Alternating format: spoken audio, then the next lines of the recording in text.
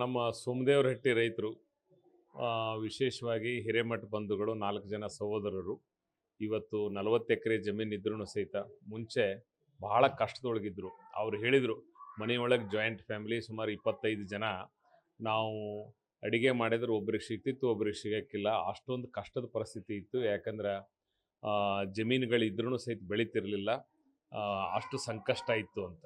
ಆದರೆ ಇವತ್ತು ನೀರಾವರಿ ಯೋಜನೆಗಳು ಜಾರಿ ಆದಮೇಲೆ ಅವರು 40 ಎಕರೆನ ಎಲ್ಲರೂ ಸೇರಿ ಒಳ್ಳೆ ರೀತಿಯಿಂದ ದುಡಿದು ಇದರ ಫಲವಾಗಿ ಮೊದಲೇ ವರ್ಷ ಸುಮಾರು 1.5 ಕೋಟಿ ಆದಾಯ ಬಂತು. 2ನೇ ವರ್ಷ 2.5 ಕೋಟಿ ಆದಾಯ.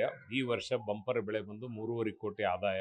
ಅದರಲ್ಲಿ ಸುಮಾರು 1 ಕೋಟಿಗಿಂತಲೂ ಹೆಚ್ಚು ಖರ್ಚು ಮಾಡಿ ಈ ಮನೆಯನ್ನು ಇವತ್ತು ತೆಗೆದುಕೊಂಡಿದ್ದಾರೆ. ಅದಕ್ಕೆ ಅವರು ಅಭಿಮಾನಕ್ಕೋಸ್ಕರ ನಾವು ಇವತ್ತು ಏನು ಈ ಸ್ಥಿತಿಗೆ ಬರಲಿಕ್ಕೆ ಕಾರಣರಾದಂಥ MB ಪಾಟೀಲ್ರಿಗೆ ಒಂದು ಅಭಿಮಾನದಿಂದ ಪ್ರೀತಿಗಾಗಿ ಇಂಥ ಒಂದು ಮನೆಗೆ ಅವರ ಹೆಸರನ್ನು ಇಟ್ಟಿದ್ದಾರೆ. ಬಹುತೇಕ ಇದೊಂದು ರೀತಿ ಮಾದರಿ.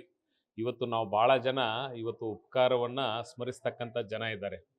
ಆದರೆ ಇಂಥ ಒಂದು ಸ್ಥಿತಿಯೊಳಗೆ ಒಬ್ಬ ಜನನಾಯಕರು ಮಾಡಿದಂಥ ಕಾರ್ಯವನ್ನು ಮೆಚ್ಚಿ ತಮ್ಮ ಮನೆಗೇ ಅವರ ಹೆಸರು ಇಡೋದ್ರ ಮೂಲಕ ಇವರು ಬಹುತೇಕ ಇಡೀ ರಾಜ್ಯದಲ್ಲಿ, ರಾಷ್ಟ್ರದಲ್ಲಿ ಯಾರು ಒಳ್ಳೆ ಕೆಲಸ ಮಾಡ್ತಾರೋ ಅವರಿಗೆ ಬಹಳಷ್ಟು ಇದೊಂದು ಪ್ರೋತ್ಸಾಹ ನೀಡತಕ್ಕಂಥ ಕೆಲಸ.